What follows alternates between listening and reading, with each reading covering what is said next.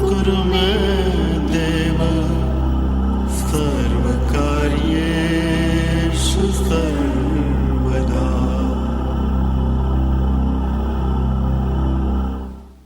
The Bhagavad Gita is a book of mankind's collected experience of and answers to life's most basic questions. Who I am, from where do I come, what is my purpose and destiny, and most practically, how do I find happiness? These podcasts originate in the lectures of Neil Bhatt, a disciple of Swami Chinmayananda. They are presented here in 20 to 30-minute segments, each covering 3 of the Gita's 701 verses. Welcome to Gita Wisdom for Daily Living. We had been discussing chapter 1, Arjuna Vishad Yoga, Yoga of Arjuna's grief. So far, in chapter 1 we have seen that Arjuna was very confident before declaration of the war, and he was anxious to get started. But then when he decided to look at the situation in its entirety, we have seen that he started melting down. So we have seen the Arjuna's meltdown in this chapter by the sheer enormity of the task and the consequences of the task. We work all of our life to achieve something, then comes a defining moment in our life. And that defining moment, how we behave, will determine the outcome of what we achieve in life. In Gujarat there is saying that Godo Dasera ne divase na dode, that a horse who has been preparing all year for the race which is supposed to be on Dasera day, I think in olden times, he was doing very well in practice, but he doesn't run on that race day. So it's a defining moment for Arjuna. They have suffered through all the cruelties and injustices, and now came the time for him to fight against that. But just looking at the enormity of the task, he realized that he is not prepared for it. So the first we have seen that he breaks down in his mental attitude, and then he starts justifying why this task is not for him. So the first his argument was, by killing our relatives we are going to incur sin. That there is no really good going to come out of this war because we are fighting against our own people. We will be fighting against our own uncles and our own teachers, our own grandparents and our in-laws. So what is the point in it? For whom we desire this kingdom. We work hard in our life for the people in our family. But if those people in our family are standing against each other and they are ready to destroy each other, what is the point in gaining anything? So that was the first argument. What is the point of fighting this war to get this kingdom? Because for those for whom we are fighting this are ready here to sacrifice their own lives and everything they have on both sides. So he doesn't see really a good outcome. He says, Nimittani me pashyami viparitani. I see bad omen, that nothing good is going to come out of it. And then he said, not only that nothing good is going to come out, but killing our own people is a sin, even though they are felons, even though they are criminals. So till the time he was seeing the world black and white, there was not much issue. He saw Kauravas as real people, and on his side the good people. There was not really much problem. He wanted to go eliminate all the evil in this world. But when he saw the evil is not pure evil and good is not pure good, this is what we face in life. Situations we encounter are not black and white. They are not cleanly divided between good and bad.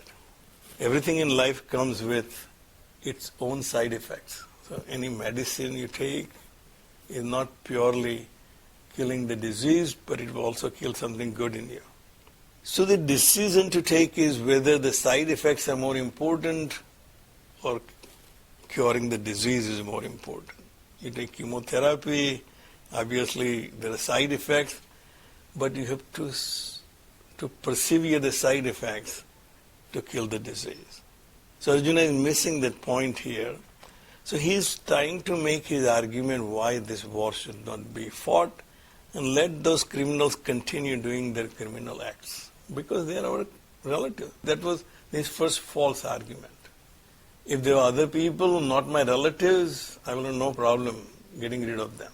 But because they are my relatives, I think it's a sin. Even that argument did not make much impression on Krishna, because he was looking for Krishna's validation that his argument is correct, we shouldn't be fighting this war. But he comes to the point that he had already made up his mind. So in verse 37 we have seen that he said, Tasmat, therefore we shall not fight this war. He's already made up his mind. Previously he made an argument saying, I can't stand, I think I'm seeing bad omens, but now he said, I have made up my mind, I do not want to fight this war, and we should not fight. Not only I should not fight, we should not fight this war. Because there's nothing good is going to come out of it. Killing our people is sin. That argument did not make any impression on Krishna, so he continued in his argument saying, Kulakshaye pranasyanti kuladharmaha sanatanaha. By killing these people, we will be killing the family units. By fighting this war, we will be killing the head of the family in each family. And once that head of the family is destroyed, the family will be destroyed. These people on the other side, they are not realizing this, that this is the greatest sin to destroy families. But at least we are wise enough to realize the value of family unit. And therefore we should not be committing this sin. So what we are seeing here is the social structure at the time. The family was the unit of the society at the time, and the family was not as we see family now. Always a joint family coming from generation to generation living together and passing on their values from one generation to another.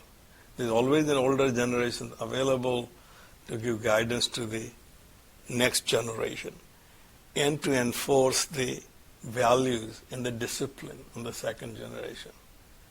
So he said that lineage will be broken. Swamiji then points out here that the family unit changed it from a joint family to a couple, husband and wife. So this was probably Swamiji wrote in 50s and 60s. In our time now, and that's not a family anymore, or that's not the unit of the society anymore. The unit of the society now is an individual. Therefore, individual rights, what we are more concerned about in our modern time. Previously we have seen a couple's rights were more important. And even today we are fighting about who is considered a couple and who gets the inheritance. But in those days, in Arjuna's time, the family unit was most important. Where not one generation, but generations have lived together with each other and passed on their values. They say when you destroy that lineage of people living together in a family, then there will be disaster in the society because you're destroying the unit of the society. And whoever is the cause for the destruction will be the greatest sinner. We know the other people are doing that, but they're ignorant people. We are not ignorant people. Therefore, we shall not engage in the same sinful act. Kulakshaye pranasyanti kula dharmaha sanatanaha. This eternal dharma of a family. Eternal means because it came from generations. My parents did what they were taught from their parents did what they were taught from their parents. That lineage is continuing, and I have a responsibility to pass it on to my next generation. That's called eternal kula dharma. That in our family we only do things this way. Dharme naste kulam krishnam dharmo abhibhavyatut. And if dharma is destroyed, then the entire order in the society will be done. Krishnam, the whole society, the dharma of the whole society will be destroyed. As we have seen in our culture, there is dharma for everything. That which makes you what you are is your dharma. So I as an individual has a dharma. I as a member of my family has my own dharma, that I can only act this way. I as a part of the society has dharma, as a part of the civilized society, how I act and behave. And the society has its own dharma. So all these dharmas which are dependent on an individual, and in this case individual family, Arjuna says they will be all destroyed. The whole society will be in disarray because there is no order. There is no order in the family, therefore there will not be order in the community, and there is no order in the community, there is no order in the society. And we will be the guilty parties that we started this war and all this happened. So, adharma bhi bhavat krishna pradishyanti kulastriyaha. And he's trying to demonstrate how this dharma will now be destroyed. Why war will destroy dharma in the society. Now, none of these arguments is invalid. The arguments he is making are all valid arguments because we have seen after wars this does happen. And they may have seen that too. However, at the time, the only remedy was the war. Sometimes the disease is so acute, you have to take the side effects with it. But it is more important to kill the disease because by fear of the side effects, you don't take the medication, then the disease will kill you. So here it was very important to cure the disease. But Arjuna is now more focused on the side effects. So he is now explaining to Krishna saying, adharma bhi bhavat krishna pradishanti kulastriyaha.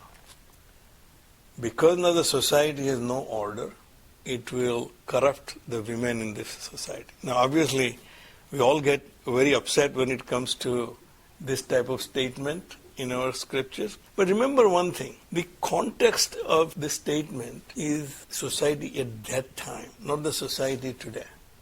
Society today has given enough opportunities for women to be independent. They can function independently. You don't really need a man to support you. Just 2 generations ago, that was not really possible. You remember, at least I remember, because I'm old enough to remember my older generation, which was relatively living a similar life. So when a daughter is given away, they used to give a stridhan. Eventually it became a dowry. It was not really a dowry in the olden society. It was given as a security wealth to the woman. So if something happens to her husband, she will be protected. She will have means to support herself. That was called stridhan. In the marriage, the parents of the bride will give it to the bride as a gift, and that is supposed to be very sacred, that you will not touch that. You will not waste that stridhan. The husband will have no right to use that stridhan. There was a security for that woman because there was no other means for her to support herself. So now you can regress it back to 3,500 years ago when society was completely different, where the division of labor was clearly defined between men and women. So obviously we know our society had evolved from hunter-gatherer society. In hunter-gatherer society, there was very clear division of labor. Men will go out and hunt and bring food. Women will stay in the caves and take care of children. Obviously, you couldn't reverse that in that society.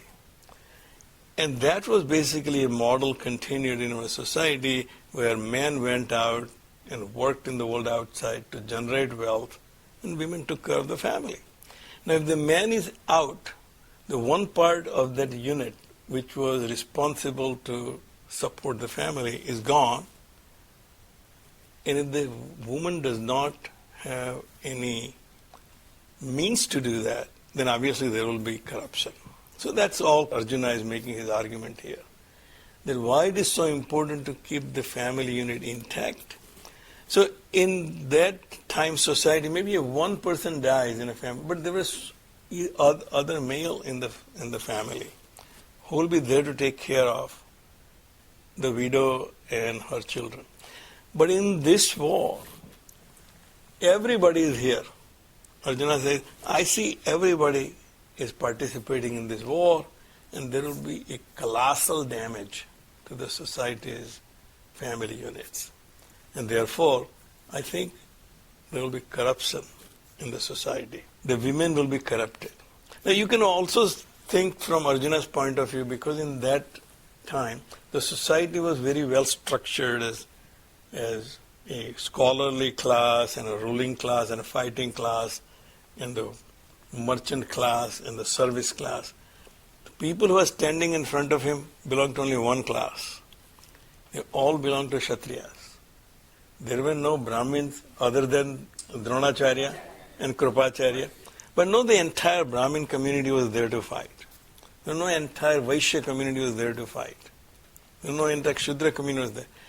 So the people who are going to get slaughtered here, they're all going to be Kshatriyas. There will be, society will be devoid of Kshatriyas. And if that happens, he said, that this whole order in the society is well balanced by making people do what they do best. The people who are scholarly, let them do their stuff. The people who are very rajasic and have their tendency, let them take care of the society's protection and the order. And then people who are good at creating wealth, let them do their stuff. But if the one class is removed out of this society, the society just cannot function. With a four-legged stool, you take the one leg out, stool cannot stand on its own. And therefore he said, if family unit is destroyed, in this context, Kshatriyas, families, then this society will be corrupted. Strisu drushtas varsneya jayate varnasankaraha. And if the women are corrupted, the society will have intermixing of these values. In other words, people who are not capable of doing something will be in charge of doing something. I remember in my profession, I have asked people when the British left India in 1947, how did the architectural offices work in government? Because all the architects in the government offices were basically the British architects. Our people were maybe some draftsmen or tracers. So what happened? Overnight they were kicked out of the country. And they said the tracers and drafters became the architects. Because there was no other choice. Till we create new architects, well, you are the architect. Because there's a vacuum, you have to fill that vacuum with something, whether it's right or wrong. So his argument is there will be vacuum in the society for the people who have the Kshatriya qualities. And therefore,